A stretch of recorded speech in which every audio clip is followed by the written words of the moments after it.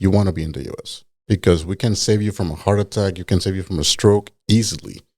But other countries don't even have a heart attack, don't even have the strokes because they actually focus on preventative medicine. So if you actually look at the total spend of healthcare dollars, other countries spend 25% of their budgets in primary care and preventative medicine. The U.S. on average is only 4%. Crazy. I didn't know that. And just with that healthcare spend difference, you can actually completely switch the paradigm.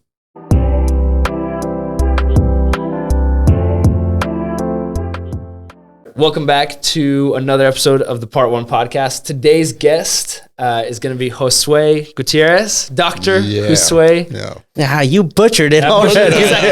It's fine. I'll take it, bud. I'll definitely allow him to introduce himself. He's got a bunch of accomplishments, has 2 entire doctorate offices, a very, very prominent person here in Lincoln in the area. I'll let you take it away. Can you introduce yourself? I'm not sure if I'm that prominent. Oh, super prominent. Yeah.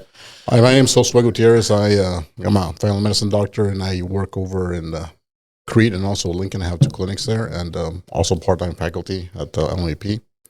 Multiple hats. So, yeah. Thank you guys for having me here. I think it's going to be fucking fun here. Yeah. Of course. I know you're very awarded. And, I've seen a bunch of awards behind your name. There was, and correct me if I'm wrong, you were ranked one of the best family practitioners at one point? Yeah, top 25 in the nation kind of thing. In the nation. Well, I think they kind of do a rank for younger physicians that are coming out, and then got top 25, thank God, and then, probably went down a couple of notches after COVID. I'm still trying. I'm working on it. After COVID, I got burned out. I said they ranked that by who gave the most vaccines, huh? Yeah, exactly. Yeah. Well, so this guy escaped me. I did. I ran. You ran. So what's it called? One thing, especially on PartONE podcast, we want to give, because I know you're obviously a doctor, but you also own 2 clinics, right? Mm-hmm. So we want to give business owners, because as much of a doctor as you are, you're an entrepreneur as well. Mm-hmm. And so what we want to do is we want to give you a chance to give just kind of not even an intro, but more of how did you even become who you are now, right? That first part 1, the part that maybe people didn't hear about, and the terrible, how you got through medical school, all the interesting stuff. Give us those tidbits, what I'd like to do, even from day one, like where you born and all that stuff. God damn, where I was born and shit. Okay. Hey, give me the spark notes, you know what I mean? So essentially, I was born in Nicaragua. That was a long ass time ago. So when I was 4 years of age, because of the political instability in my country, I actually had to flee with my family from Nicaragua and go to Guatemala. But so the government was coming after my dad, and he actually fled before us, like in the middle of the night kind of thing. So we followed, and we were going to meet in Guatemala, and then the plan was to seek for asylum in Canada. Well, we get to Guatemala, and my dad is nowhere to be found. We're like, what the hell just happened? So a year later, we got a word from my dad. He's like in Miami. And like, I guess Canada, Miami. Yeah, okay. I get it. So close. But so I actually grew up in Guatemala most of my life, and I was there until I was, 20 years of age. Oh, wow. Okay, so you're like raised there. Yeah, I was pretty much raised there, but originally Nicaraguan. After that, I actually got a scholarship to Arkansas. Yeah. Weird. It's a very good segue to the United States. It's like a third world country. Were you trying? Honestly. That's awesome, man. I was like, okay, you can't go straight into the U.S. because you're going to, get lost after being a third world country. But Arkansas was a pretty good segue. So it's a good medium. Yeah, pretty close. Medium, yeah. So were you trying to get to the States actively, or did you just randomly apply and were like, No, actively I was trying to get there because I've always wanted to be a doctor ever since I was 7 years of age. And I knew that the U.S. system was a very good one. They have you have very good medicine, good technology, you have the resources. You want to get to the United States to become a good doctor. Yeah. So that's why I wanted to come to the U.S. Applied to Georgetown. I was accepted there, but you can afford Arkansas money. Yeah. So Arkansas gave me pretty good scholarship, so that's where I went. And after that, I went to Hopkins, and then I went to also UAMS again and Lincoln. Hopkins, huh? Yeah, I did a little stint in Hopkins over there. Wow, some pretty prominent names there. I want to scooch back a little bit. You were saying about your dad had to flee. Yeah. Why? So, no, so he kind of had some government work, and whenever there was a political instability back in the day in Nicaragua where the Contra and Somoza regimes kind of came through, so he was part of the wrong one at that time, so he had to flee at that point. I see. Yeah. I see. That's wild. It's just so crazy because I've never heard that. And our guest right before you had a very similar story with his dad. And I'm like, what are the chances? Yeah, his dad was a his translator. Had to like flee that. Iraq, right? Yeah. Oh, dude, that Covenant thing? Yeah. Oh, yeah, that's a good movie. Yeah, Covenant movie. So, yeah. All right, going forward, you said you went to Hopkins. Then and UAMS at University of Arkansas. That's where I finished off my medical school. And then I came to Lincoln for residency. So I applied to like 25 residencies. And quite honestly, man, I'm telling you, Lincoln was just like, okay, I'm going to go and see how you interview. It was not even on my list. It was the first one I was interviewed at. So it was going to be like there goes nothing. I'm going to go see. Right. Coming down the plane, no fucking mountains anywhere. Like, what the hell is this place? It's all flat. It's all corn. It's all flat. So I get to Lincoln. Freaking people are nice, and they're like Midwest values, and I'm like, hey, I kind of like it here. It's an unopposed program. What that means is that there's no other specialty in Lincoln. Yeah. So essentially, you get taught by the OBs, you get taught by the surgeons, you get taught. That's directly. Right. So normally in medical school, you have different residencies. You have a surgery residence, you have a family medicine resident. Right. But in Lincoln, there's no other residency other than family medicine. So the specialists teach you. Oh, that's cool. So you can do colonoscopies, you can do C-sections, you can do everything all at the same. Yeah. Mm-hmm. Oh, wow. That really stood out for you, huh? Like doing colonoscopies and stuff. Is that rare? Is that prostate, he said, he said, sign me up. Sign me up. It doesn't matter. Sign me up. Oh, I have to do it to them. Oh, man. So okay, is that rare then? Most medical schools don't offer like it's actually very rare. There's multiple residencies normally in medical schools. Like if you go to Omaha, UNMC has Omaha. Wow. Yeah. You have OB fellowships there. You have surgery, ER. So then you have the totem pole type thing. Okay, that means that all the OBs are going to go to the OB residence. Okay. So if you want to learn, you are after the OB resident in numbers. So if you want family medicine to be full scope, you want those numbers. You want to get as much experience as you want. Right. Exactly. If you want to be in the ER, you're not behind the ER resident. You're actually it. Yeah. So that's why it's so important to be like an unopposed program because you're the one that's getting taught. Like, a specialist like, who the hell can I teach? You, come over. So that's the type of program I wanted. And after 25 interviews all over the country, I chose my first choice of Lincoln and I got in. Wow. So you moved here. Okay. So then what's the process of you moving here, doing your residency? Okay, actually, here's a question. When you were doing your residency, what does a resident make in Lincoln? Oh, God. And how many years ago was that? Like, it was 9 years ago. Yeah, I know. It was not that far away. Wow. Went by quick, though. So it was in 2016. That's when I graduated. Okay. And then 2019, that's when I bought the clinic out. So I didn't have much experience. Well, you bought the clinic that you were... Dang. Was this in Crete? Yeah. That's something about immigrants and that drive. Like I'm gonna own Well, it. it's an interesting story there because I cannot mention the health system I was an employee of. Okay. At that time. I was going to ask you. Yeah. No. That's one of those. That's actually a true one. So I was a part of a system, and they essentially wanted to mold the ways or kind of force some clinicians to work elsewhere. Mm-hmm. So the way, after approaching me several times and saying, you should go work here, and after me saying, no, thank you, they decided to close the clinic to kind of force me to go work wherever they wanted me. Wow. Being the, dumbass I am, I guess. I was like, yep, let's buy it. I don't know what the hell I'm doing, but let's do this. So I bought the freaking clinic and continued to keep it open, which was a good thing because normally you have to build a patient panel. Yeah. The thing is, at that point, I already had a pretty good following. Yeah, that's true. It's had been like a year and a half since I've been there, maybe 2 years. So the patient panel was already there. The problem was they only gave me 45 days to transition. Normally it takes 6 months to 9 months to transition. Wow. So essentially I had to come up with a new name because they didn't want to give me Salute Medical Specialties because that was the ownership of of the previous network. So I had to come up with Ichi, which means one in Japanese. I'm never gonna say what the real meaning of that was. We're gonna look that up. So then I did Ichi, and after a while, after a little bit of a legal meandering there, we were able to get Salute Medical Specialties. So that's when we came Salute Medical Specialties again, but we kept the same building and everything. Nice. After a while, I had the fortunate is that a lot of my staff stayed. Okay, a lot of my staff actually stayed with me.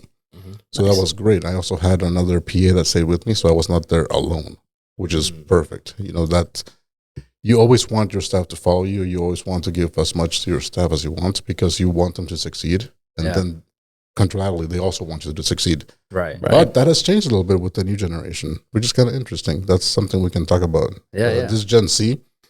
Bunch of lazy generation. Different in the aspect that they're lazy, or different in the aspect that they don't want to see someone else succeed? No. They actually have a different drive. It's more of a quality of life drive. Like back in the day, you know, you were taught, you're fucking there for 12 hours. That doesn't matter. You're here to work. You're here to make the company bigger. You need to, you know, be that devotion, that loyalty. Yeah. But now the Gen Z population is a bit different. You can throw some money at them, but if they think that their quality of life is being affected, no, I don't care about money. I need my 8 hours off, and I need to go and, you know, to get my pampering and everything. So that's like a different generation completely because I have both of them in my clinic. Yeah. So different the way they approach them. Wow. So, and I don't like this is hopefully not coming off sexist or anything, but most people working in the do it, man. most people working in the medical field are women, right? Yeah. So is it maybe not a generational thing, but more so that you're working with women and so they care more about their quality of life than like dudes will be like, I'm just gonna, you know, put my head into the sand and work. It's a generalization, but I do believe there's some career women. There's some career women that my respects, like they can work me under the table kind of thing. Yeah. So, but it also depends on what stage in life they are. Right. Like if they're younger and they want a family or they want to, you know, go and meet their Prince Charming, whatever it is, then they have different different goals. But if you meet a lady that's in the older, you know, and then they focus on her career. Yeah, focus on their career. Or if they're single, which a lot of women are now becoming single moms, then they start working a little bit more, things like that.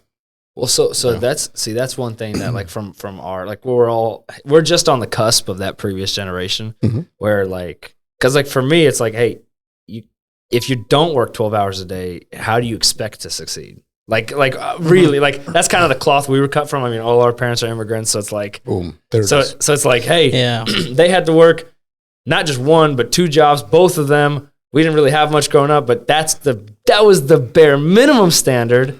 Russian, Ukrainian immigrants, Hispanic immigrants, heck, Asian immigrants. Yeah. What do they have in common? There's a lot of the work ethic that they try to instill in their kids. And then you have the variation, because if you actually look at the stereotypes that the Asian immigrants had back in the day, they were railroad workers. So if you actually looked at an Asian guy, I don't know what railroad he's working for. What is the stereotype that the Asian guy has now? Damn, he must be good at math. Yeah, you know? super smart. So how did that stereotype change? It was work ethic and you're right. and then the education focus.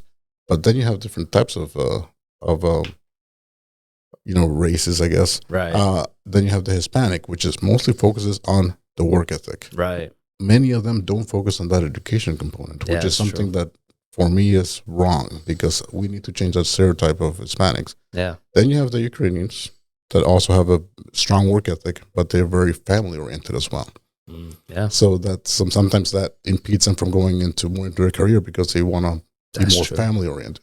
So you actually have to look at the work ethic's there, but then they focus on something else, and that's what kind of drives them. Choose to sacrifice that stuff. I think that actually stems a lot from, like, on the Ukrainian side, that stems from seeing their parents constantly working and never having, so they have like daddy issues and mommy issues that they never had a present parent. So they're like, oh, I'm not going to do that to my children. And stuff counseling was taboo back in the day. You know? Right. You need counseling, go to church. Yeah, like, pray it off. Pray it away. Pray it away. Yeah. Well, so then kind of take that next step to circle back into, which as much as I want to talk about that, I do want to get into the running the clinic side of things. So just pull buying back. it, because you're coming out of like school. I mean, I don't know if you had a full ride and just all got I'm sure. Well, you worked there for 3 years, right? Yeah, sure probably making bank, like 350K to 400K in debt. oh boy. This is before you bought the Before you clinic? bought Before I bought the clinic. Is this Nice. just school and Gotta love it. just random stuff? Just school and random stuff, yeah. Yeah, he So, said there was so much you know, other random Hey, stuff. I already had 300. Make it $1 million. Who Yeah, cares? like honestly, I'm like, I didn't know anything about business. Honestly, there's this guy that really helped me out. Alan Newton is his name. He was a head honcho back in the day for a big enterprise, a medical enterprise. So he knew everything, like the ins and outs of business. And he was the one that kind of mentored me a little bit. It's like, okay, this is what you need. This is what your overhead is going to be. You have to make about this much, and then you can't go above this much, because if you go above that much, you're going to fail. So he's the one that kind of taught me the business of medicine in the sense of owning a clinic and running it. The problem is that we didn't have a strong manager at that point, in the sense that we had a very inexperienced manager. That experience was not there, because the manager decided to go with the other system. Right. So that is what caused some issues, but then we kind of figured it out little by little. Yeah. The turnover in medicine is huge right now, because it's really, By turnover, what do you mean? What is that? like, What do you mean? employees go to employees employee turnover. Got it. Yeah, employee turnover is really pretty big, because mostly we have MAs, CMAs that want to go to RN school, then go to NP school, and then go and do some Botox. I'm generalizing that. Right, don't quote me on that. So but whatever pays the most. Yeah. Well, a lot of it, There's a lot of it like that, but a lot of them go to family medicine and other specialties. But we're seeing a lot of those independent NPs go into those fields.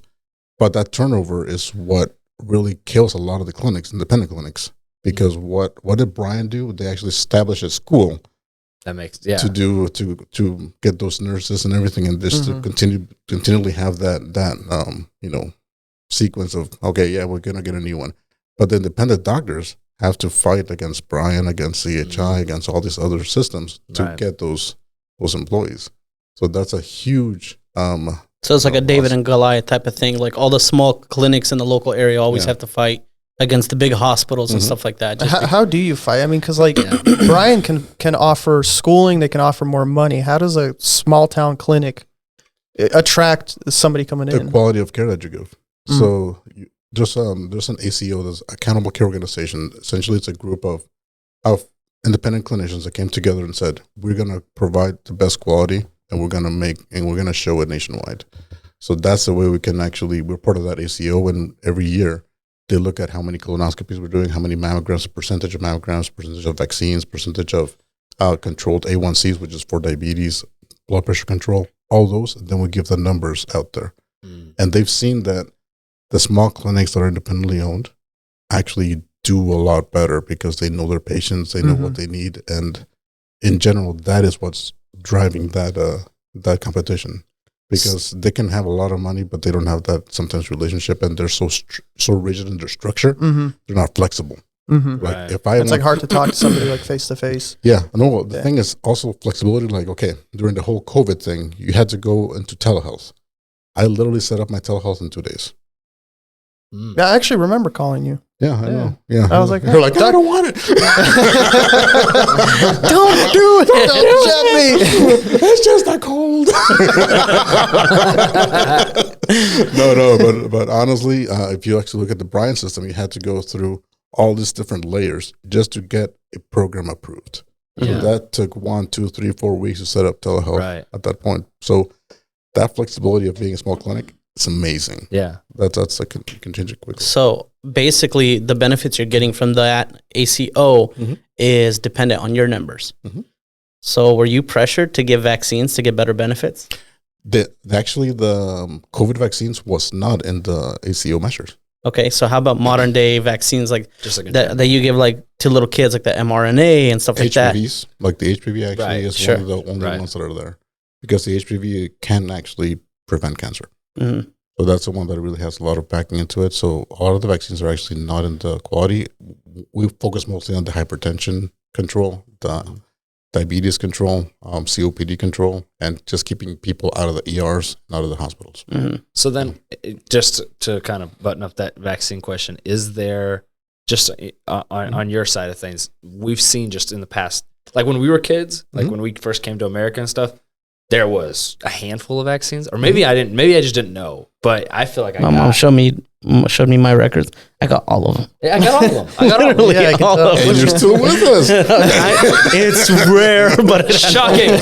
So the thing is, but I'm saying like over the last 10 years or whatever, you've had a exponential growth of them. I'm like, it seems like there's like a lot. I don't know how many there is, but I've seen like certain charts of like how many they offer now. The thing is, What's your take on that whole? Because there's a lot of people that politicize it. when politics Yeah. became part of medicine, that was the mistake that was made. Mm. The U.S. is one of the Come only on, countries somebody. but the United States is one of the only countries in the world that allows pharmacy companies to do direct-to-consumer advertising. Did you know that? Like, I didn't No, know I that. didn't know That's that. crazy. It's because then the patient goes to your doctor, is like, I want this. Mm-hmm. The doctor's like, You don't I want don't that. think so. I don't think so. You really It's shouldn't not do for that. you. Yes, it might make you lose weight, but then you can. Have you tried Cymbalta? Wait, so you don't have that in other countries, like commercials about like all these? No, not pharmaceuticals. That's Yeah. crazy. Ask your doctor. Well, why Yeah, is there ask your doctor. why is it like there's such a movement right now, or maybe it's the circle I'm in where like anti-vax, and like maybe it's because I have young kids now, but like I'm like skeptical So the about giving. anti-vax came because of a politicization of being Republican versus Democrats, because there is a stereotype that Democrats are going to give all the vaccines to the kids and then the Republicans won't. Hoorah! So that's the issue. But if you actually look at the history of things, like if you actually go to a third world country, like I did, and you actually see what these diseases can cause, you will be freaking injecting yourself. Because the thing is, I want to Yeah, again. Give it to me again. Ask your doctor about the full panel.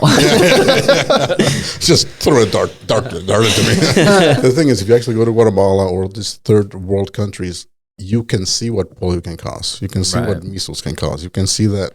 Oh yeah, that's a kid that can't hear or can't see because of that measles infection that he had. Crazy. So the U.S. is so shielded from these diseases that they don't know the consequences of not actually getting them. Mm. So you So think that- we just forgot? You know, like I it's been think- so Or maybe good it's for a while. controlled, very controlled I think here. it's Yeah. very ignorance. Yeah. I think there's ignorance is ignorance bliss. is bliss. Exactly, ignorance is bliss. So if you don't know what can really hit you, you will certainly say, "No, I don't want that vaccine."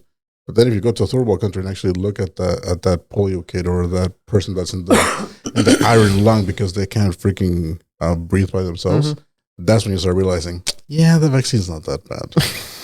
Yeah. So that's the issue with our culture right now. We don't know what we don't know, Right. and it's been politicized, and that's what I hate about it. Like Yeah. with That's true. my politics is, if it hurts my patient, screw you. Yeah.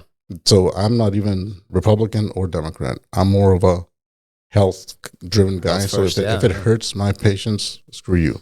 The whole Medicaid situation, the whole Medicare situation, there are safeguards that should be in place to keep everyone relatively healthy. Yeah. If you can't get health care, like if you have a Medicare recipient, maybe they need a little extra help. Maybe they need to get healthier, and then they can look for that job to get out of Medicaid. Right. But people don't look at it that way. They look Yeah. at it, oh, they're just using the resources for the system, and they're just going to be there forever. Yes, there's some bad apples there. But in general, a lot of the patients want to feel better and then move forward. So while we're on the topic of healthcare, and as far as our healthcare system, and there's this thought process that hey, every other country has healthcare for free, but America doesn't. What are your thoughts on it? 17 industrialized nation right now in the 17 industrialized nation, the U.S. spends 60 to 70 to 80% more than any other nation and has the worst outcomes from all the other nations.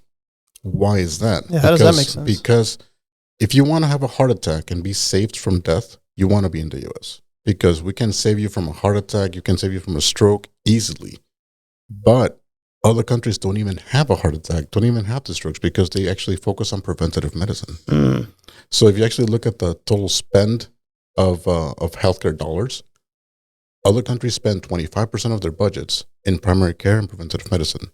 The US on average is only 4%.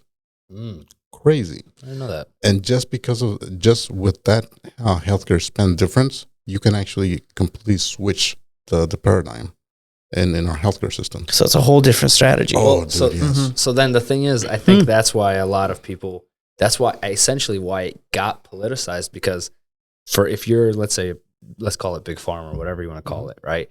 If you're selling healthcare, it's a lot more expensive. The way more expensive things, the things that have way higher margins are the ones that are emergencies, the things that cost a lot.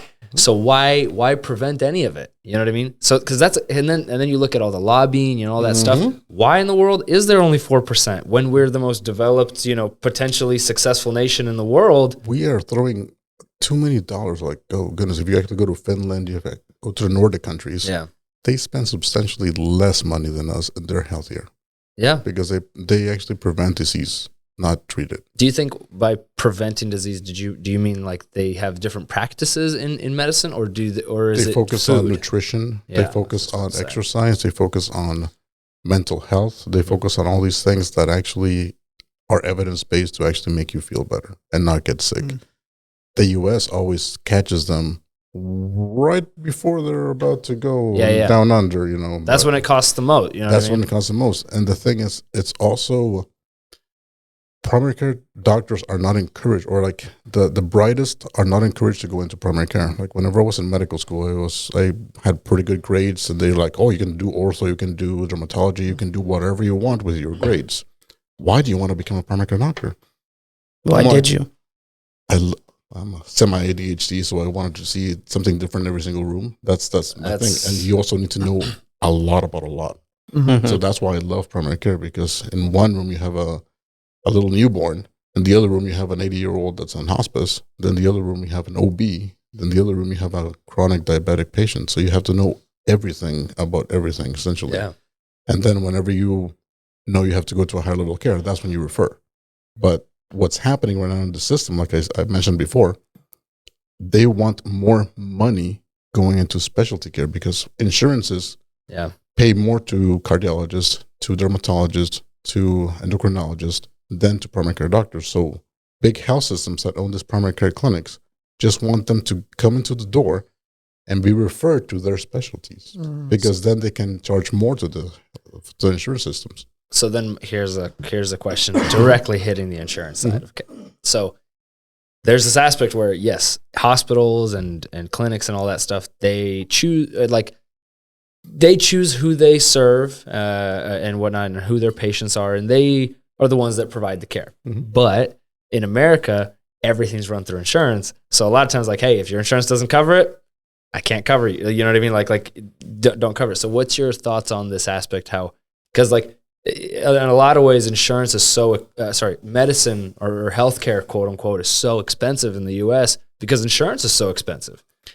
In a way, so what's your take on that? Have you ever It's an interesting take because we can say, okay, imagine if I want to charge insurance $200 for a visit.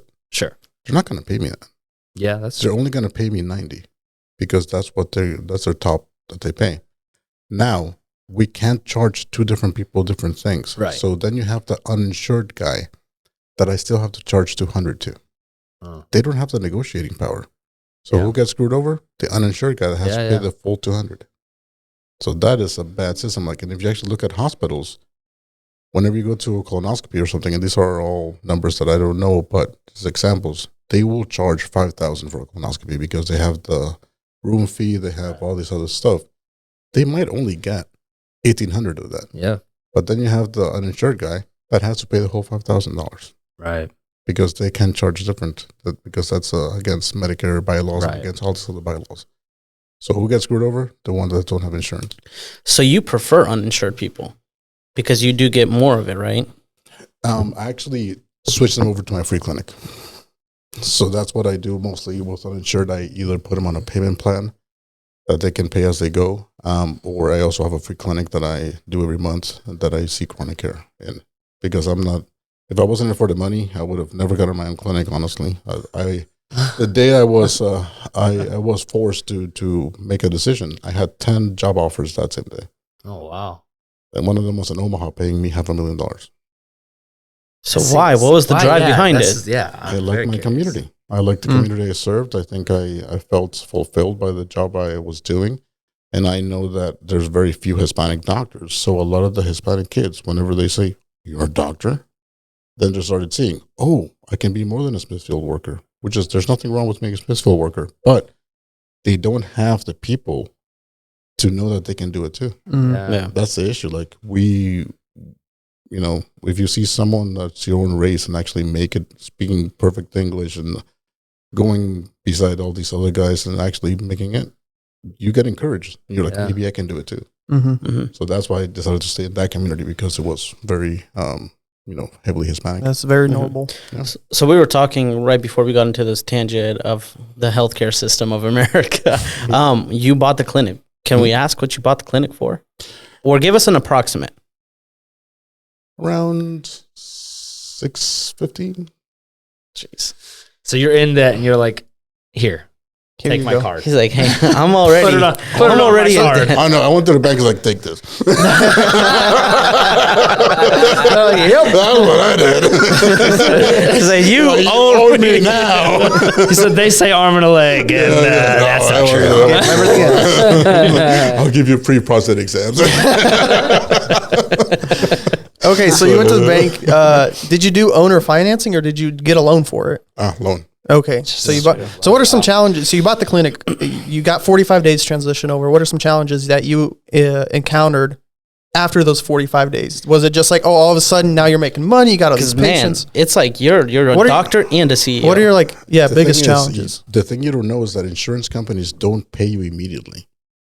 So it takes a processing time of around 60 days to 90 days. So you got this cash flow that's not coming. Even the insurance companies aren't on net 30. You know what? Net 30 is a scam, bro. If the biggest companies aren't using it, why are we using it? So you got to pay the lights and the gas. It was a cash flow issue. I was like, utilities don't wait 60 days. Looking at that bank account, I'm like, Yeah. going down. And Got to go do another trip to the bank. I said, I still one got more this. leg. I said, how's everyone doing? I'm setting up a free clinic outside. Loan officers only. Like, can I talk to your president now? So We don't need to talk. It was pretty tough because it was a cash flow issue. It was also a support issue. Getting word to the community that you are staying. I had a little anecdote. Whenever the other system in our community heard that we were closing, they cheered. It's hard. And Dang, that's effed up. That to me really told me a lot of things. They told me, why does there have to be this competition instead of the focus being, let's both take care of our community? Because you need more than we have doctors in Creed and Lincoln. We need more primary care docs. Yeah. There's not enough of them. Why would they be cheering if you would be taking 4 of the clinicians out of that community that they truly need? So it's one of those things that it really opened my eyes of how bad or how honestly short-sighted that the business of medicine can be, because they're not thinking about the community. We're only thinking about their bottom line. Yeah. So that really pissed me off. And that whenever I'm pissed off, I actually get more strength and I just go forward more. So That's that entrepreneurship spirit. Yeah, so I'm like, whenever you piss me off, I just go harder. Is that what ended up driving you to get the second location? Yeah. That's the same reason? The second location is because you need to steady the ship. So if you can't do it with only one being independent. If you have a big system behind you, sometimes you need to have more just to steady the ship. So I think that the second one is actually doing quite well. Good. Yeah, so it's doing quite well, and it's actually thriving now. We're actively looking for a third clinician to a fourth clinician in the future. we have this awesome program right now in which Cuban medicine is amazingly good. The thing is, Cuban doctors are now recognized in the U.S. They have to go through the whole doctor thing again. Like we have to redo school? Like day one? They can't just take a test? Nope. They have the problem of going goodness. to a medical school that's not in the U.S. So they would have to they would have to pay for step 1, step 2, step 3, and then go through medical school and residency again, and then go to more residency and to become doctors again. How long does that take? Is that what? Oh, that's 12 years. 12 years. Yeah. Wow. Yeah, 8 to 12 years. Depends. It's crazy what they have to do again. So what the program I've created is like, okay, maybe you won't be able to get all the way to the MD that you are right now, but maybe we can go for NP or PA. So they are, they learn the language, they learn the system, which is completely different than the Cuban system. The Cuban system, everything is for free, essentially, because it's a communist system. Yeah. But they don't have the resources we have. Yeah. So over there, if you get an MRI, you're about to die. You don't want an MRI. You don't want an MRI. It's like, oh God. He said, your health. He said we're doing an MRI. like here, like MRI, okay, go. In Cuba, I'll take another one. One MRI over there in the island, and you have it. I'm sorry, man. I said, you're coming out of the MRI dead. He said, you have an MRI. I'm sorry. You're diagnosed with the MRI. It doesn't even matter what. It's just the. But you know what? Those guys are extremely good at diagnosticians. They're like, pneumonia. It's impressive. But because they don't use it. It's amazing what their diagnostic skills are. Like you, everyone's house over there. Pretty much. So, like, honestly, like, I had a old school doc that worked at the VA when I was in medical school. He's one of those guys like, use your ears, and then he's like tapping the back, and I'm like, what are you doing? Oh, consolidation. That means you have pneumonia. And he could actually hear it. Wow. Just by tapping the sounds and the vibrations of the different sounds, he can hear pneumonia. That's crazy. And then he went to get an x-ray and confirmed it. And yeah, he got it right all the freaking time because that's how good he was at the physical exams, things. So we have this program now in the clinic that we are training, like we have 5 doctors that from Cuba, and they're working as CMAs. Wow. And going up the ranks. So it's really interesting to see the quality of care we're giving because essentially everyone's being seen by a doctor, even the nurse is a doctor. Wow, that's cool. So really currently cool. Right now in Lincoln, they're doctors. Are they all in Lincoln or are there both in Crete and Lincoln? Oh, cool. Both locations. So you're using, so then here's another question. Mm-hmm. How did you get the connect for Cuban doctors? Because I'm assuming there's they're immigrating here. Mm-hmm. How are they connecting to you? Is there a community that people know? Or? Spanish speaker. Wow. I'm a Spanish speaking doctor. They just, Lincoln, out of all places? Also, Spanish speaking doctor. They're working in Smithfield, which really, oh man, it really. You're kidding. Whenever you have all that knowledge, all that doctor knowledge, all those years of, no sleep and memorizing all that.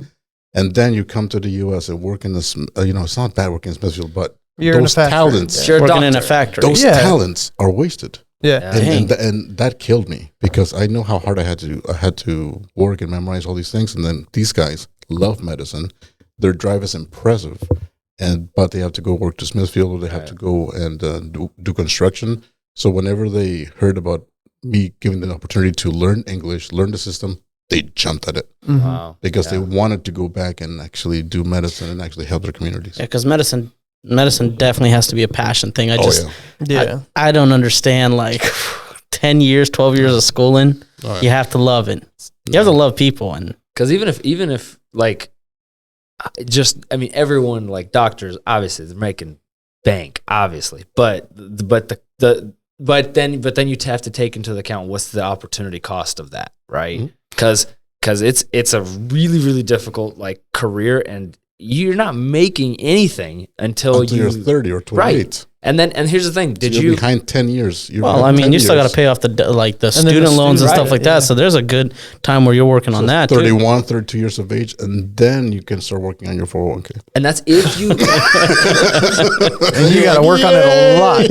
And that's if you were lucky enough to either get a scholarship like you did, or get lucky enough to be born in the U.S. If you're not, I mean, think about it. A lot of those places, doctors are not making, you know what I mean, what U.S. doctors are making. So did you learn English in Guatemala? A little bit. Started learning there, but most of it was in Arkansas. Yeah, I know. So you went into medical school having to learn English, basically? I went to college in Osterix in Arkansas, so I went through 4 years of college, and that's what kind of prepared me for the because I didn't have to take a TOEFL because I knew it so well, and I guess I'm good at languages. So back in the day, I was very good at memorizing stuff, and I could just study for 1 hour for a test and then ace it. Then medical school came. I could do that in medical school. It's a quality you must have to be a doctor. So here's another question. In terms of being a doctor, like you just said, it's something you got to love or have to like really commit to, because it's not like you can't back out 4 years in or 6 years in. You know what I mean? You're already in too deep at some point. And like so because one thing that we've like, you can go to the PA route, but it's still not it's not an easy switch. Like it's so you gotta go through all that schooling. With that comes a lot of sacrifice. Did you know or realize or were prepared for the level that it was, right? Because you're taking on, I mean, had you known you were going to be whatever, medical school plus the clinic in debt after residency, and someone told you, hey, right after residency, you're going to go into even more debt and you have to figure out the business side and all of this stuff. That just seems like I don't like what's to your have a advice boss. on that? You don't like to have a boss. Well, that's why you're an entrepreneur too. I don't like to have a boss, and I felt very caged whenever I was working for a big health system, because I was like, I know what we need to do. Can we just change it? Oh, you have to go through this proper challenge, fill this form out, and then we're gonna all discuss about it, and then table it for a next session, then table it again for next session, and maybe in 3 months we may be able to look into it, consider it. And I hated that because I'm like, we kind of need it right now. Like, I know what we need to do with our clinic. This little change could make the difference. And I had to wait through all the proper channels. And that's great for some things, but it's not good for other things. So that's why, yes, I would probably say yes. I would go through that over again, get in debt again. I'm in debt again with the new clinic, and I don't care because I know that in the future, it's going to be all worth it. Right. Yeah. The thing is, you also have to think about, be smart about it. I own my 2 buildings. Like, I'm paying myself rent. And then I also have tenants. So the tenants help me pay the buildings. So both buildings that I'm in, I own them. That's awesome. Yeah. So here's a question. You got out of school, you bought the clinic. What does your personal life look like? Yeah. During this whole time? Because it sounds like you're so busy. Do you have a personal life? The word hobby, do you know what that means? So I actually did judo quite a bit back in the day. I was high level. I was in the national judo team in Guatemala. What? And I was also in the I almost made it to Olympics in the U.S. with the U.S. team too. So that's crazy. Don't mess with Dr. G. Like I loved it. Like then 4 or 5 months before the Olympics in London, I tore my ACL. Oh, and couldn't make it. That's sucks. the only regret I have in life. Well, couldn't you have just fixed it? I mean, you're a doctor. You're a doctor. Just Right. Just do it. do the doctor stuff. That guy man, that can that's lift 4 rough. times your weight. Yeah, trying to get that with a nice ACL. That's rough, man. Yeah, I was so close, man. So was this like during medical school? When was this happening? Yeah. You did this during medical school? Yep. I was my second year of medical school. Wow. After that, I decided to just focus on medical school. After the ACL, I'm like, okay, let's get I think fat. God's pushing me in the direction. After the second year of medical school, okay, let's get fat now. So then it went all downhill. So no, but yeah, that's my passion. I love mixed martial arts. Honestly, work really, I get some stress relief with work too. Yeah. So that's a kind of odd thing. A lot of entrepreneurs, they say that work makes them happy. So sometimes they don't need a break. Yeah. You know, I have a 7-year-old daughter. So I make time for her. I have her a couple times a week. I love it. Divorced. So that's gone and by, but my daughter's also my reprieve for everything. So whenever I'm with her, nothing disturbs me. Like I'm just shield everything and I'm focused on her. So that's also my energy charger, my battery charger. Yeah. So yeah. I love that. That's awesome. Yeah. Is there so in terms of kind of the direction you're going, like I know you mentioned that you needed to like when you're a smaller clinic, it's better when you have a couple locations so that you can balance these. Because obviously, if something happens in one location, you have a bad month, that's tough. But if you can balance it, do you have a view or even an aspiration of a potential another clinic, or is that something you're thinking about? I would love to go into other communities and just follow the same model, because the model's already there. We already have the success model, so we just to replicate it. The issue is trying to get those clinicians, because there has to be a certain clinician, because you don't want a clinician that just goes there and does their job and then goes back home. So maybe you want someone that actually passionate about what they do. Am I just dumb? Or what's a clinician? Is that like a doctor? Okay. A doctor. The thing is, like the main doctor? You can't call MDs, NPs, PAs, because you can have either three of them, because all the three can do primary care. So a clinician or a provider can be any of those three. So you're a provider? I'm an MD. I'm a medical doctor. Okay. It's like the highest one. I don't know what any of these means. So at what point do you have to step away, or you're coming to a crossroads? I mean, in my head, just kind of from a business point of view, is you're going to have to choose the path of a CEO or the path of a doctor. And at what point do you have to make that step? And what does that balance look like? Because you're also acting, let's say, as like the general manager, the operations manager, and you're acting as a CEO, where you have to make sure everything is profitable, everything is growing. What is going to make the biggest impact? So for me, it would be being a CEO and growing it, and actually having a lot of providers, clinicians under me that actually want to help that community. So it's an easy pick for me. I want to become a CEO and get more people that are like-minded to share help your our vision. community. So I was the legislative chair for the NAFP, the Nebraska Academy of Family Physicians, and I'm also in the Nebraska Medical Association.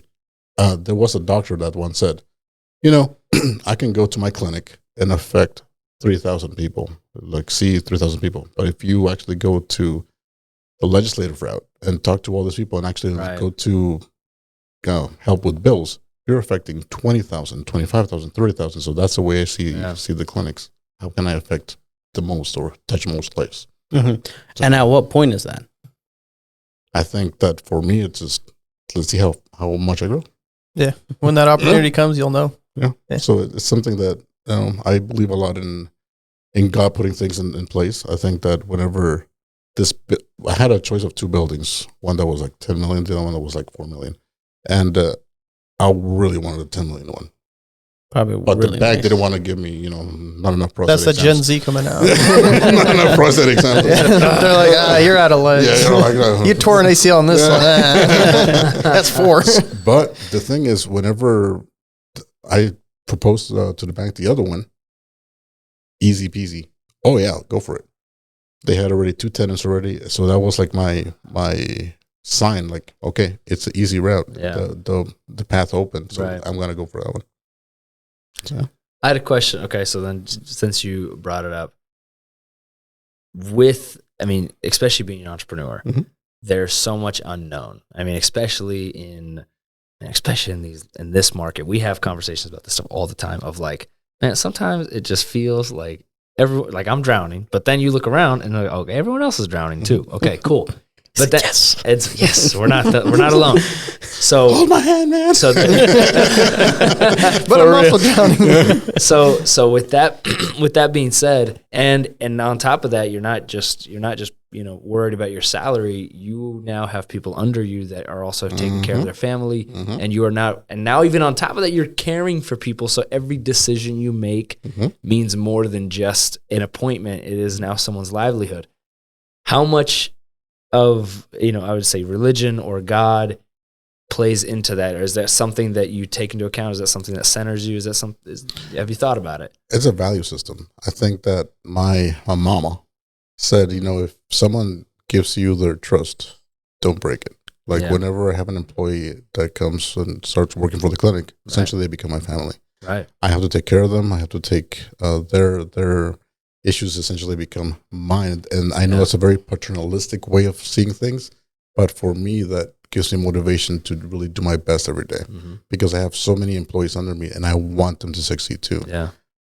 We've had so much turnover in the clinic, and that's because I literally said, you are smart. Why are you only a CMA? Go. go get the RN, go get the NP. Yeah. I've had like 6 of them leave because right now they're getting NPs or PAs.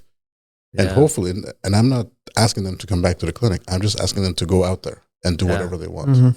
But that's the type of love and care you have to have for the people that work for you, Yeah. Yeah. because they want the best for them. And hopefully, you'll get a few that are just takers, Right. because they're going to be those people. Right. But you will have a few that actually work hard for you because they also believe in your vision. That reciprocity is Yeah, there. yeah. Yeah. He was talking about the economy and how much, like, especially in this time, the economy sucks. Does the economy ever affect like clinics? It does. Oh, yeah. So How does that work? it actually so- affects it more because think about inflation, okay? So if you have inflation, you can say, okay, now that everything is higher cost, in the retail world, okay, we'll pass it down to the consumer. We're gonna, instead of $5, this will now cost 10. Yeah. In medicine, you can't do that Yeah, that's true. You're right. because insurance only pays you what they want to pay you, Right. and they're not gonna go up, and maybe if it's a couple cents, so overhead goes up. Mm, So all the inflation gets your overhead to be higher, but your income doesn't go up. right. So then essentially the margins becomes smaller.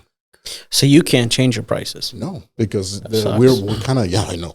Does suck, We're yeah. kind of limited by insurance. So what I That have, really sucks. yeah. So what I have Jeez. done is you have to be innovative in the sense that, okay, there's DPC clinics, so like you can have hybrid models that you can provide memberships for those that don't have insurances. And then they pay you every month a membership, and they can see you a couple times a month. You can do labs that are just for self-pay patients. So all those different innovative models you can use to kind of get extra income and to kind of solidify and also help that patient Mhm. that Yeah. doesn't use insurance. So a lot of doctors are actually leaving the insurance world because if you think about it, the insurance world not only dictates what they pay you, but they also take 2 more staff time because those prior authorizations, we have to go jump through hoops Yeah. to get insurance to pay for something. That's an extra staff member there, Mhm. $60,000 a year. Then you have the back end, the coders, and everyone else that does like the billing. That's Yeah. 2 or 3 other employees. So Yeah. just for having insurance, that's 4 employees. Yeah. Yeah. So if you so a lot of doctors are saying, screw this. I'm going to go and just talk to that patient, have them pay me directly, have a smaller patient panel, but then I don't have that much overhead. Yeah, Yeah. you would offer the same coverage, Yeah. but they would pay you directly. You have access to that money right away. Then there's no hoops to jump through. And then you can actually go to AMI and say, hey, can you do me a solid and do like a payment plan for these patients that don't have insurance? Mm. And then they can actually do the images at cost or something. Then you go to direct to employer things too. Now you have There's- negotiating power. Yeah, so then you can go to an employer and say, okay, we'll take care of all your employees. You pay me directly, and you don't have to pay your insurance. Like you don't have to get them medical insurance because now they're going through me. And then you would only have to get like a catastrophic insurance for hospitalizations and things Yeah. like that. Yeah. So there's all these different models that are popping up because of how insurance has treated primary care or medical. Have you adopted any of those models into your? Yeah. Yeah. Cool. Right now we're working with an employers. We're trying to get them to send us all their employees, and we'll just give them a flat I don't rate. know. I didn't get a letter, is all I'm saying. I like that. Well, That's Well, super cool. I you're like that. welcome to anytime. Someone in your family works for us, or that's their fault. That's their fault.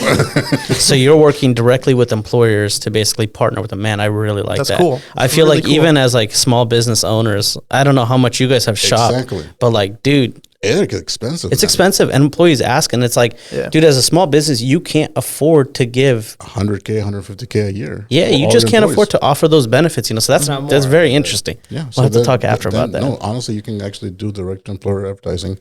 The problem is when you have a big employer like a Kawasaki or a Smithfield, you have to go all the way to Kansas City or to the hub Mm, because the plants don't have decision power. right. Yeah. Mhm. Right. So that's the issue. Is like getting in requires a lot of time and commitment, but that's why you kind of focus on the small employers. Mhm. And like I have a lot of employers that do construction businesses, contractors. Mm. Mhm. They don't have insurance. They just send me their employees, and I see them for a flat fee.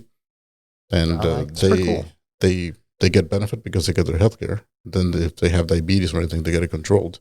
and the employer can provide insurance, but not still have to pay that much about. Yeah, you could just call it an in-network type of insurance. Exactly. That's pretty cool. Employee benefit, you know.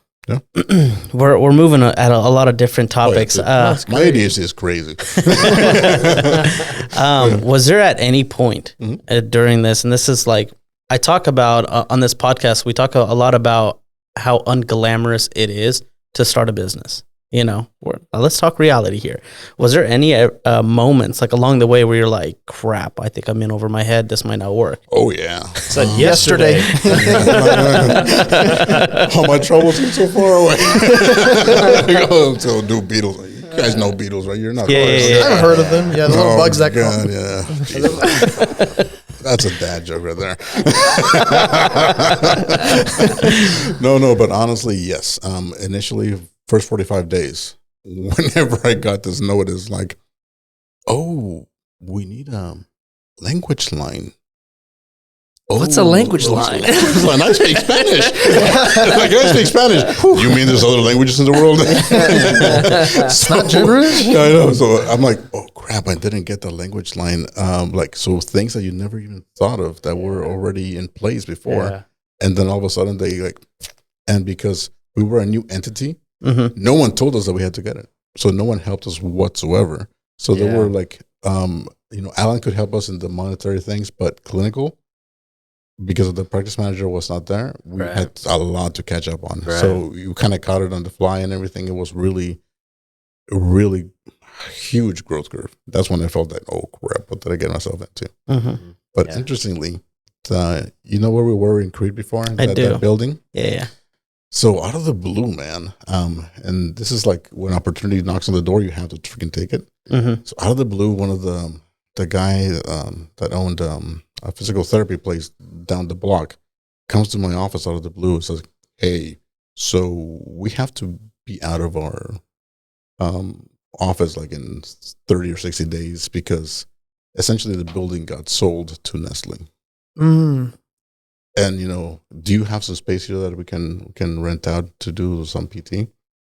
Man, I got like deer in the headlight look. And that is when I started thinking, this is like a year and a half into the clinic. Wow. And I started thinking, crap, that could happen to me. Where the heck am I going to go? Wow. Yeah. So that's when I started seriously looking at buildings. And then we found this old retirement home that had been closed for a year. Freaking 30,000 square feet. And, the courtyard was actually open. It was not built in. So I looked at it and I'm like, I had seen similar models in other parts of the country where they converted old nursing homes to clinics. So we went for it. We bid it. We went to the bank. We begged again, and we got that. We got that whole building. And he's there. The daycare's there. There's public health solutions, which is the health department's there too. You really went the McDonald's are out there. Like you really went for the real estate. Exactly, because that's what's going to help you. Smart. And then I partnered with the school system because now I built simulation labs in the building, so a high school student can actually come out with their CMA. So they get their high school degree and a CNA degree at the same time. Dang. You built that? Yeah. Huh. Yeah, I went to the. That's pretty cool. I went to the high school system. I was like, hey, let's do this, and I worked with SEC. So the SEC provide the teachers, I provide the space and the mannequins and everything, and the high school students come and train. Wow, and then awesome. they come up with their CNAs like this. So I'm like, and that I use that because I'm thinking, Brian has that big ass college. What can I do? Yeah, that's so really cool. Then we have like bilingual CNAs coming out. That's what's also helping a lot of the CNAs be bilingual and actually going out everywhere. Have you thought about plugging that into Lincoln? They are already going to Lincoln. A lot of the CNAs that come out of the Crete location go into Lincoln and work. So a lot of the bilingual CNAs are from the program. Dope. Yeah. Very cool. Yeah. You ever have any crazy like asks or a doctor note? Oh yeah. Can you share some? Like, what do you mean by asks? Like people that come in and they just want to get out of work, or they're giving you the most crazy reasons. Yeah. Can you catch the bull crap sometimes when they're coming in? They're like, Doctor's note. He said, I have migraines. I need prescription for my weed. You can catch, unfortunately, you can catch, like, my ear hurts a lot. You look into it, I'm like, completely normal. Where do you work? Smithfield. So, did you miss work? I need a note. And I think it's not going to get better tomorrow because then I get points. I'm like, sorry. I can only give you what the clinical. So you can't, it's not free reign. It's not free reign. Like you have a parameters that you have to work within. Are there like audits for the doctor's notes? Like, do you get audited? Like, hey, you wrote this many. I think it's an ethics thing. I think it's an ethics thing that you know how, on average, how much a disease process is going to take to heal or to get better. And I think that, 1 or 2 days is enough. And sometimes they come in after being sick for 4 days. And that's whenever we have to tell them, hey, you had to call us if you were sick, not just wait until you wanted to go back and just say, make me a note for the past 4 days. So it's one of those things that we have to set parameters so that everyone's happy and everyone's protected and everyone's actually ethical about it. Yeah. Well, do you ever catch like BS for like prescriptions too, when people are like wanting pain pills and stuff like that? And do you have to report that? Dang. To who? Well, there's a monitoring system in Nebraska where they know how many pills are given for controlled substances. That's for ADHD. That's for oxycodone, OxyContin, like the opioids. All that's in the system that you actually know where they got where. So I normally go to that system. I look it up and I see how many they've gotten. If they're doctor shopping, things like that, we are able to know that. And at that point, we want to help them out because I think it's a disease process at that point. And then that's when we send them to pain management and to maybe help out a little bit more with other Yeah, but how do you have that conversation? Let's say David walks into your clinic and he's like, give me that oxy. I need it. You know what I mean? My sister works here, please. Not anymore. I'm kidding there, yeah. She's like, no, but honestly, you have to be just flat out. Like I believe in just being very blunt. Yeah, you are definitely the most blunt doctor I've ever met. If anybody's like, how's your doctor? He's straightforward. Like, He'll honestly, tell you. like I'm very blunt, and sometimes that really, a lot of patients don't like that about me. But I think it's the best way, it's the best form of communication because you want to be direct. If something's wrong with you, you want to know. You don't want your doctor like, well, you might get better. You might die tomorrow. I don't know. No, like you really want to be there. MRI. MRI. Maybe 4 of those. No, but you actually just want to be direct. Like, hey, I know that you've filled them in this place. I think you need some help. I think you need to go to a specialist to actually control your pain a little bit better. It's kind of looking like if you have a dependency on these substances. Yeah. What do you think about that? And then they're more of the times they're deer in the headlight look because they don't expect me. They ever lunge at you or try to run away or something? Have you ever had anybody like swing or 1 or 2 people threaten you? 1 or 2 people, and I just like away. It's like, They actually swung? No, they just came towards me, And you're like, I got a black belt. No. I kick just your butt. you just Said, do you know judo? You're about to. You about to know? Judo about to. There's no karate chop, okay? There's no judo chop. Just letting you guys See, know. I don't know. There's no judo chop. I'm sorry. So yeah, but no, you just be direct with them. Yeah. If you could do it all over again, you would do it again, you said, right? The whole doctor thing? Be specific about this. The doctor thing? Yeah. Well, yeah, that's actually a great question. Yeah. If you can go back in time, would you still become a doctor? Or would you just go out and I would become a doctor, but I think just looking at how things are changing rapidly in primary care, and I hate saying this, I think I would probably pick another specialty. I would pick either radiology or something else that allowed me to have a side business, more time for a side business, maybe go more into real estate, just because I didn't know how much I enjoyed the business aspect of things. So then if you go into radiology, all these other ones, you get good income, and then you can invest and have side gigs. Yeah. So you wouldn't go the clinic route again, owning clinics? You can probably own your own radiology clinic. Yeah, there's an independent radiologist, AMI, amazing facility because they're all independently owned. They're not owned by a health system. So they are very flexible in what they can do, what prices they can do. They have like a board of doctors that are independently owned, so they can actually do a lot of things. And they now have an independent surgery center. So then you actually look at the cost between multiple centers, and that's the least cost and the same quality.